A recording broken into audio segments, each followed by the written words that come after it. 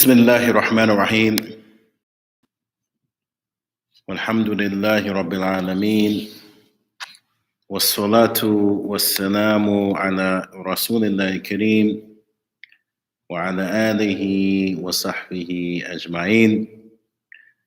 Assalamu alaikum wa rahmatullahi wa barakatuh, and welcome back to the Ramadan 2020 series entitled Quranic Gems. And yesterday we covered the 5th chapter of the Quran, which was found in the 6th juz of Quran, Surat-ul-Ma'idah, the chapter about the table spread, which focus on the requests from the Hawariyin, the disciples of Jesus, the disciples of Isa alayhi salam, to ask Allah subhanahu wa ta'ala to send down a heavenly meal, to send down a table spread from the heavens, so that they can have a feast and so that they can have a day of celebration, a day of Eid. And this is again one of the other miracles that we talked about that Allah subhanahu wa ta'ala gifted Prophet Isa alayhi salam. So today, by the permission of Allah subhanahu wa ta'ala, we will cover the 6th surah of the Quran, which is found in the juz number 7, and the 7th part of the Quran, which is Surat-ul-Anaam, the chapter about the cattle. And in Arabic, the word an'am, it means cattle. It is the plural for the word cattle, which includes sheep, goats, camels, and cows. In this chapter of the Quran, it is given the name Al-An'am because of the mention of cattle in the verses of 136 to 142. And in fact, this word is mentioned a total of 6 times between these verses. So you may be asking yourself, why would a chapter of Quran be named Al-An'am, will be named after the cattle? And this is because many of the rulings of the polytheists, of the pagans, pre-Islam, these rulings were established as laws of how to get close to Allah subhanahu wa ta'ala, or how to get close to God by way of making certain sacrifices to their idols.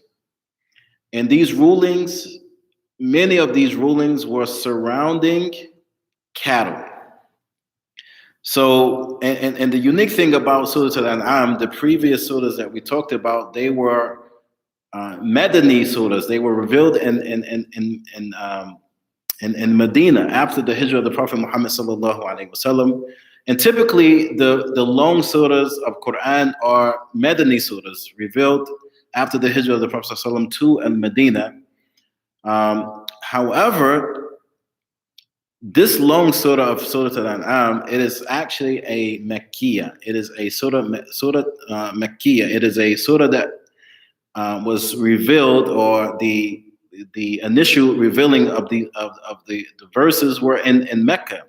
And we know that the Meccan surahs, they are typically shorter surahs. So this surah is a unique Mecki surah because it is long.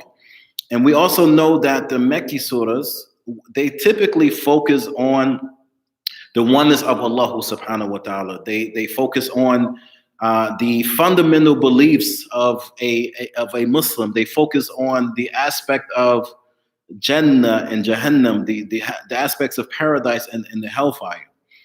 So, and Surah Al-An'am, it is a Mecki surah. It is a surah that was revealed during the Meccan period, pre-Hijrah, because it focused on the fundamental beliefs of the Muslim, in particular, with these verses, is on the oneness of Allah subhanahu wa ta'ala.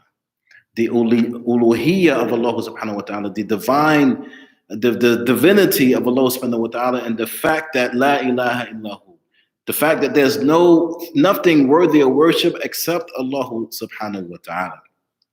So these verses, they highlight some of the horrific practices that were adopted by the mushrikeen, that were adopted by the polytheists, the pagans of Mecca during that time, pre-Islam. So Allah subhanahu wa ta'ala is basically giving these verses as a way that the pagans, the mushrikeen, the polytheists, they can realize the foolish practices that they have been dedicated to for decades, for centuries. So let's look at these verses. Allah subhanahu wa ta'ala starts off by saying, وَجَعَلُوا لِلَّهِ مِمَّا ذَرَأَ مِنَ الْحَرْثِ وَالْأَنْعَامِ نَصِيبًا. So they made for Allah subhanahu wa ta'ala, meaning the polytheists, they assigned to Allah subhanahu wa ta'ala from which He created of crops and livestock a share. So first and foremost, how can you give a share to the one who created the universe, the one who created the heavens and the earth, the one who created these crops and who created these livestock, right? How can you designate a portion to Allah subhanahu wa ta'ala to that created all of these things?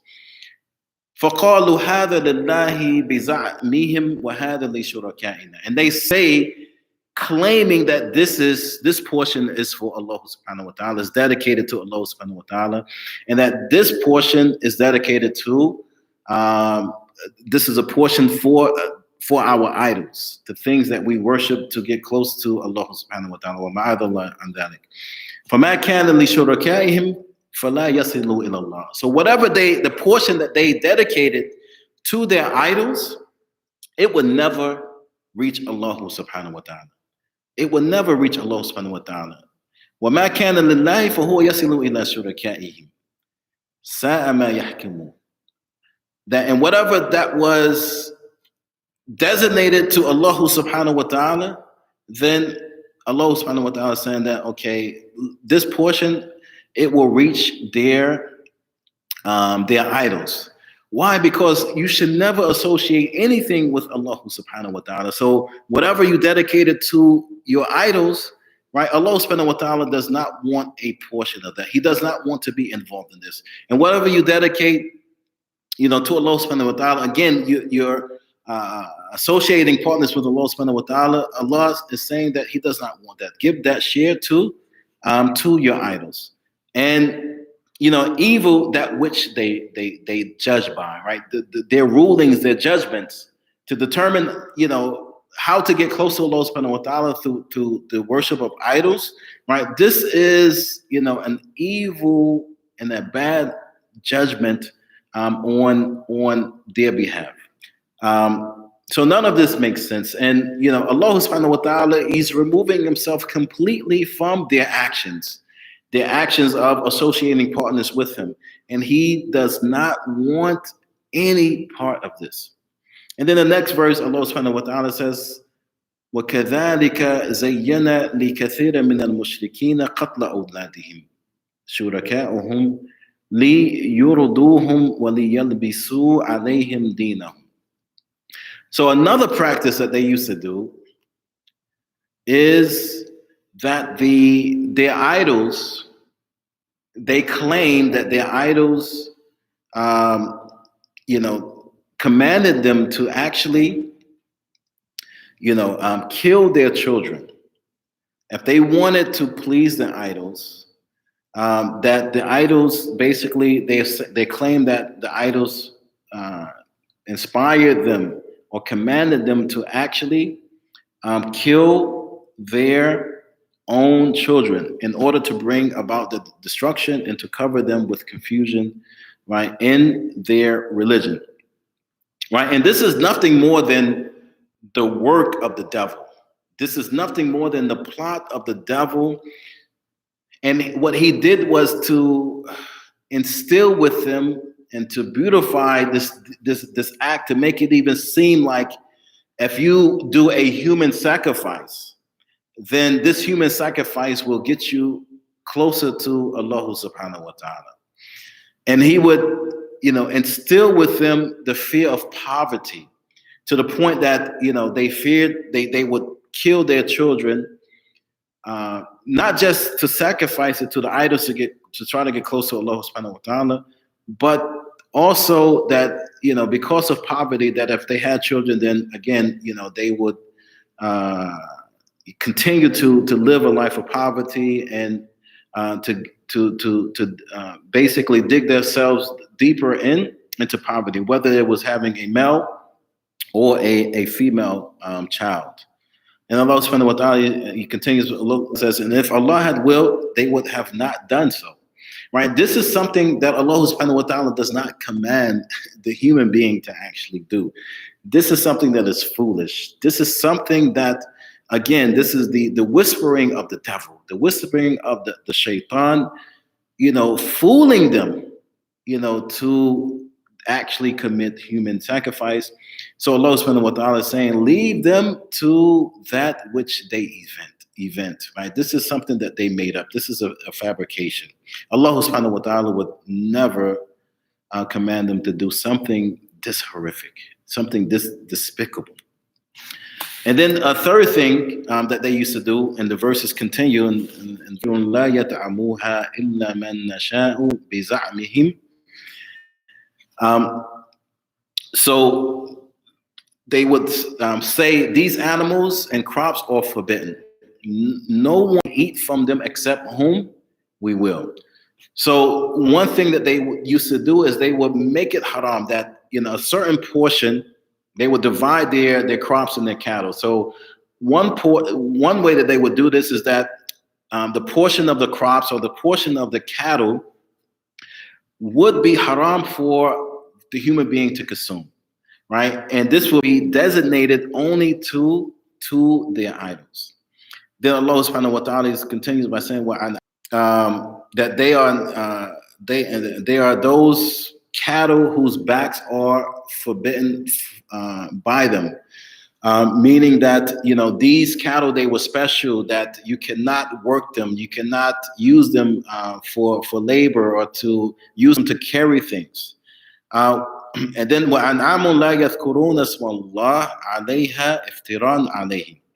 So يَجْزِيهِمْ بِمَا كَانُوا يَفْسُقُونَ. So the last category is the cattle upon whom the name of Allah subhanahu wa ta'ala is not mentioned.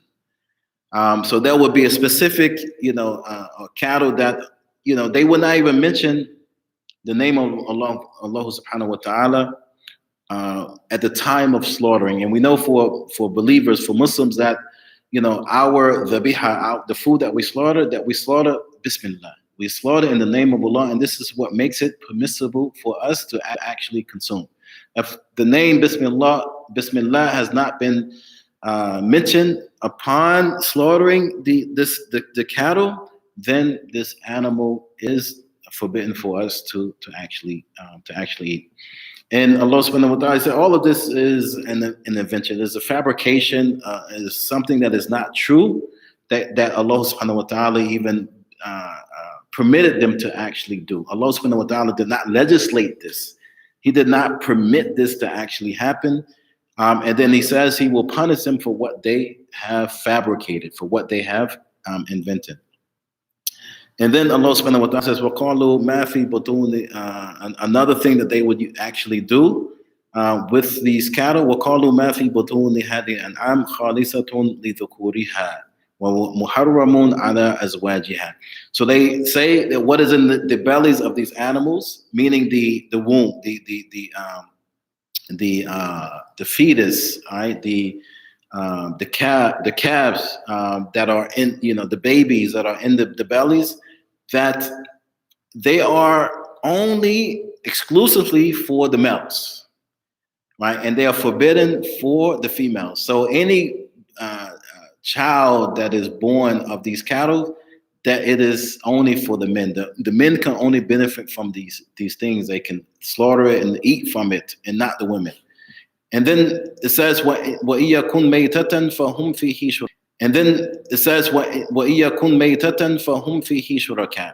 However, if there's a stillbirth, if that child, if that calf is born dead, then okay, and then both the male and the female, they can actually have, they can share in this, right, in eating this. So yazihim wasfahum innahu hakimun alim, right? And but if all of he will punish him for this description, or this allotment, how they actually allotted and divided the babies of the calves of these cattle. Indeed, Allah subhanahu wa ta'ala, He is all wise and He is all knowing. قد خسر الذين قتلوا أولادهم سفها بغير علم وحرموا ما رزقهم الله افتراء على الله قد ضلوا وما كانوا مهتدين.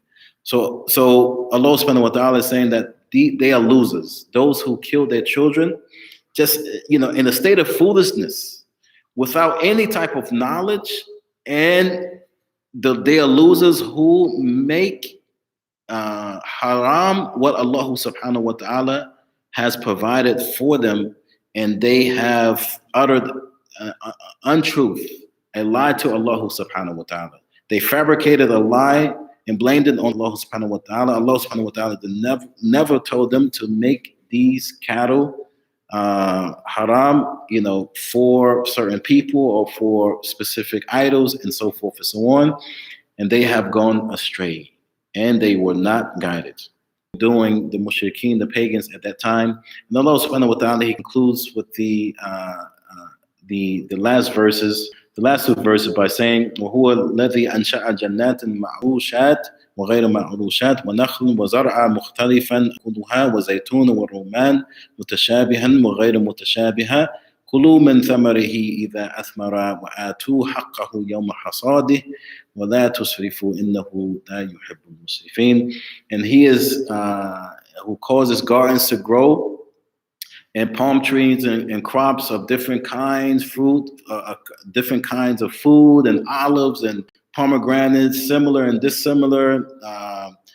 Eat of these fruits when it yields, when it's harvest, when it's time to harvest these fruits, and give it its due, meaning pay the portion of zakat that is due on it on the day of harvest, and do not be excessive.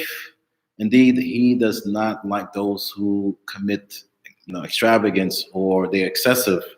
Women and an'ami hamulatan wa farsha, and of the livestock, there are those who can actually work and carry the burden of work, and those who are actually too young, that you can actually, the young, use them for slaughtering. Kulu mimma razaqakumullah wa la tattabi'u khutuwat ash-shaytan. So eat from what Allah subhanahu wa ta'ala provided from you, and do not follow in the footsteps of the shaitan. Innahu lakum aduwwun mubin. Because indeed He is a clear enemy. He is a clear enemy. So what do we learn from this? In conclusion, is number one is that Allah subhanahu wa ta'ala is commanding us to avoid these horrific cultural practices, and just to avoid them completely. And Allah subhanahu wa ta'ala is letting us letting us know that He is superior, right? And that we should never associate any partners with superior, and they made Allah subhanahu wa ta'ala inferior, right? However, Allah subhanahu wa ta'ala, He is la ilaha illallah, right? There's no God worthy of worship except Allah subhanahu wa ta'ala, right? And you will never have, any reward from Allah subhanahu wa ta'ala if you associate partners with Him. And that we should never make haram what Allah subhanahu wa ta'ala has made halal for us.